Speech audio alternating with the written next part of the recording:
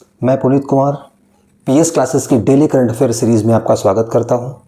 आज हम डिस्कस करने जा रहे हैं कि प्रधानमंत्री मोदी जी ने, जैसा कि आपने न्यूज़ में सुना होगा, उन्होंने ये अपील की कि हमें 1 वर्ष तक सोना नहीं खरीदना है और कम से कम जो क्रूड ऑयल पे चलने वाले वाहन हैं या जो भी चीज़ें हैं उनको कम से कम इस्तेमाल करना है, पेट्रोल डीजल।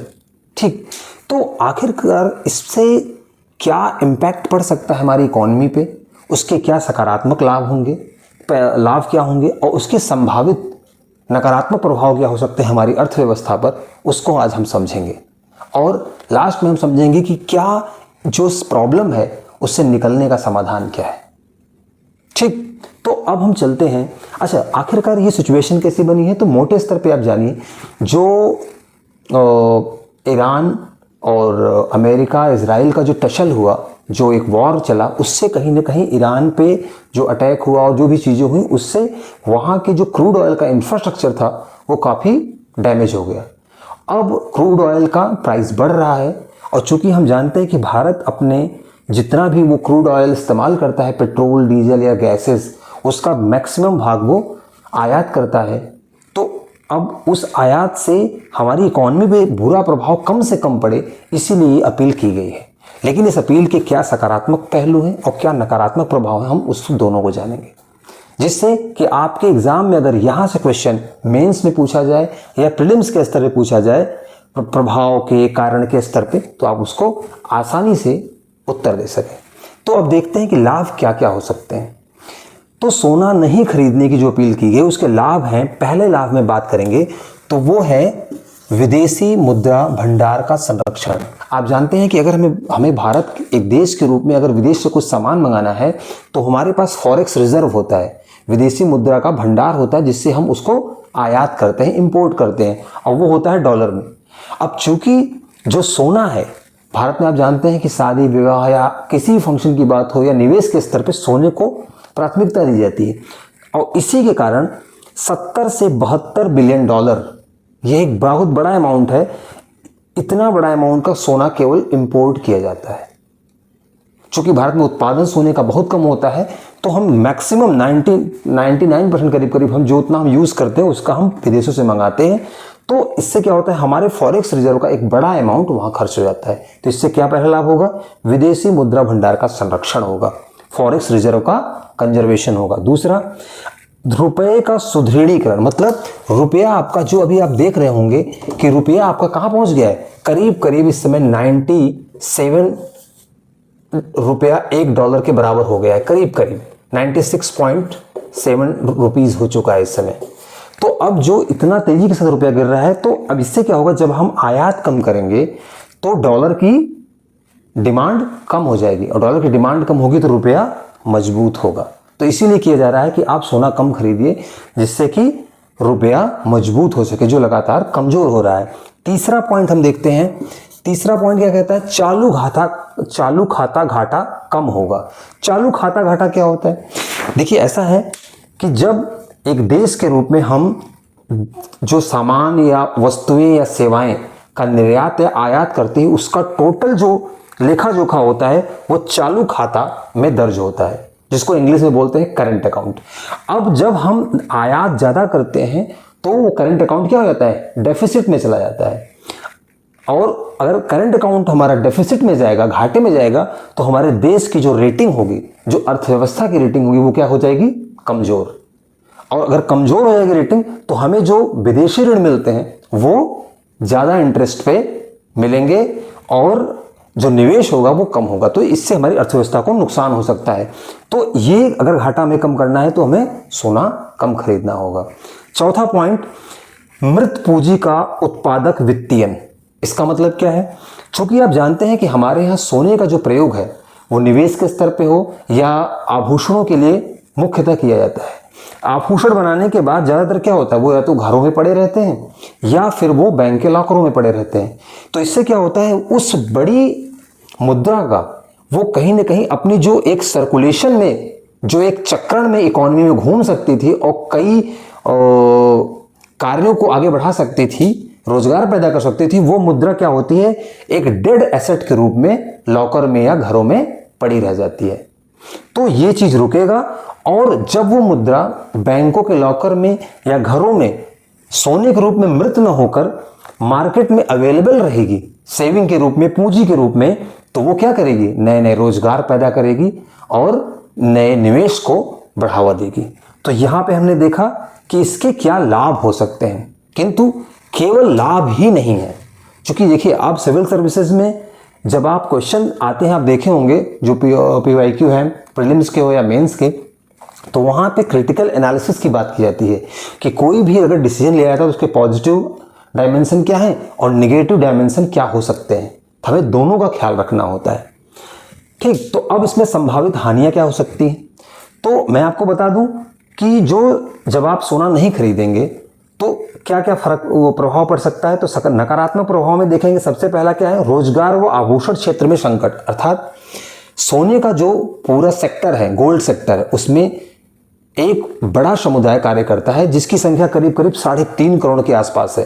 प्रत्यक्ष और अप्रत्यक्ष रूप से 3.5 करोड़ लोगों को गोल्ड सेक्टर क्या करता है, रोजगार देता है। तो अगर आप 1 वर्ष तक सोना खरीदना कम कर देंगे या बंद कर देंगे तो क्या होगा, उससे जो उस सेक्टर के कामकाज ठप हो जाएंगे, डिमांड कम हो जाएगी तो उत्पादन घट जाएगा।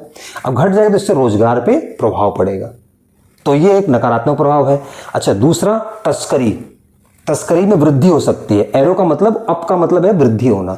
तो तस्करी में क्यों, क्योंकि देखिए, अब इंपोर्ट कम करने के लिए सरकार ने क्या किया, टैक्सेस को बढ़ावा दे दिया, करीब 15% लगा दिए, चांदी पे भी बढ़ावा कर दिया। इससे क्या होगा, आप उसको महंगा कर देंगे तो टैक्सेस को बचाने के लिए क्या होगा, एक समानांतर अर्थव्यवस्था स्टार्ट हो जाएगी और उससे होगा क्या कि उसकी तस्करी या स्मगलिंग की जाएगी। अब जब, चूंकि ये तस्करी या स्मगलिंग क्या करता है, ब्लैक मनी को बढ़ावा देगा, आंतरिक सुरक्षा पे प्रभाव पड़ेगा, और चूंकि अब वो चोरी से बेचा जाएगा, चोरी से खरीदा जाएगा, तो वो कहीं दर्ज तो होगा नहीं अकाउंट में, तो फिर आप जो गवर्नमेंट को रेवेन्यू मिल रहा था टैक्सेस का, वो भी गिर सकता है। तो यहां पे ये भी इसकी एक नकारात्मक पहलू में आ सकता है। तीसरा पॉइंट, सांस्कृतिक व ग्रामीण अर्थव्यवस्था पर नकारात्मक प्रभाव। सांस्कृतिक व ग्रामीण अर्थव्यवस्था की बात की जा रही है। चूंकि आप जानते हैं कि गांव में आज भी, भारत के गांव में आज भी सोने को एक सुरक्षित निवेश के रूप में समझा जाता है कि कैसी भी प्रॉब्लम आएगी, सोना है तो हम इसको तुरंत का तुरंत कैश करा लेंगे और अपनी प्रॉब्लम से निजात पा लेंगे। और अपने यहाँ विवाह हो या किसी समारोह में सोने का एक अलग मूल्य है, उसको कहीं ना कहीं अपनी परंपराओं से जोड़ लिया गया है। तो ऐसे में क्या होगा, नहीं खरीदने की जो अपील है वो कहीं ना कहीं इस पूरी संरचना को दुष्प्रभावित कर सकती है। ठीक, और चौथा पॉइंट और हमारा आखिरी पॉइंट है, बाजार में अनिश्चितता। बाजार में अनिश्चितता का मतलब क्या है, जैसे ही आपने देखा होगा न्यूज में कि जैसे ही ये अपील की गई उसके बाद क्या हुआ, जो सोने से रिलेटेड कंपनियां हैं, जैसे टाटा की तनिष्क टाइटन हो गई या और भी जितनी भी कंपनियां, उनकी जो शेयर प्राइसेस थे वो काफी गिर गए और कई लाख करोड़ रुपए उसमें लॉस हुआ। तो ये सारी चीजें हमने देखा कि संभावित हानियां हैं। अच्छा, अब क्या हमारा कंक्लूजन होना चाहिए या क्या वे फॉरवर्ड होना चाहिए, हमें आगे चलना है जिससे कि हमारी अर्थव्यवस्था इस समस्या से निजात पाए। तो देखिए, ये जो उपाय है, 1 वर्ष तक नहीं खरीदना या कम से कम तेल इस्तेमाल करना क्रूड ऑयल का, तो निश्चित रूप से यह जो समाधान है ये तात्कालिक रूप से तो सही है क्योंकि समस्याएं हैं, बट अगर लॉन्ग टर्म में आपको सॉल्यूशन का, इन समस्याओं का सॉल्यूशन पाना है तो आपको कुछ उपाय मैं यहां पे बता रहा हूं कि क्या किए जा सकते हैं जो हमारे विशेषज्ञों द्वारा बताए गए हैं। पहला, सोवरेन गोल्ड बॉन्ड को बढ़ावा देना। हालांकि ये गवर्नमेंट अभी भी लागू की हुई है, ऐसी बात नहीं कि नई चीज है। सोवरेन गोल्ड बॉन्ड अर्थात इसमें क्या होता है, जैसे कि लोगों को क्या लगता है कि सोना खरीद लो तो वो सुरक्षित निवेश है, वो कभी लॉस में नहीं जाएगा। तो ऐसे ही गवर्नमेंट अपनी सोवरेन रेटिंग पे, अपनी उस जिम्मेदारी पे पेपर गोल्ड या डिजिटल सोना के रूप में बॉन्ड जारी कर सकती है, जिसमें जनता को कहे कि आप सोना समझ के इसको खरीदिए, हमारी गारंटी है सरकार की, ये कभी लॉस में नहीं जाएगा। तो इससे क्या होगा, लोग सोना जो आयात कर रहे हैं विदेशों से वो न करके सरकार द्वारा जो डिजिटल सोना है या पेपर सोना है, पेपर गोल्ड है, उसको खरीदेंगे। तो यहां पे आयात कम हुआ, खरीदने की जरूरत नहीं है और निवेश वाला पूरा काम हो गया। जो लोग सोने को निवेश के रूप में रख रहे हैं उनका काम इससे हो सकता है, तो यहां आयात घट जाएगा। दूसरा, रिसाइकलिंग को बढ़ावा देना। गोल्ड रिसाइकलिंग आपने सुना होगा, क्या होता है?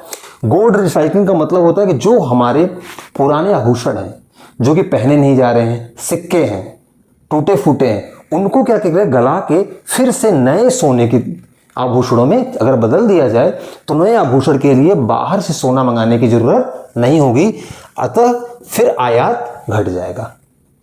तो यही तो हम चाह रहे हैं कि हमें सोना कम से कम इंपोर्ट करना पड़े, और जिनको जरूरत है आभूषणों की उन्हें आभूषण भी मिल जाएंगे। ठीक, तो ये 2 उपाय हम कर सकते हैं। तीसरा, गोल्ड मोनेटाइजेशन स्कीम। ये क्या है?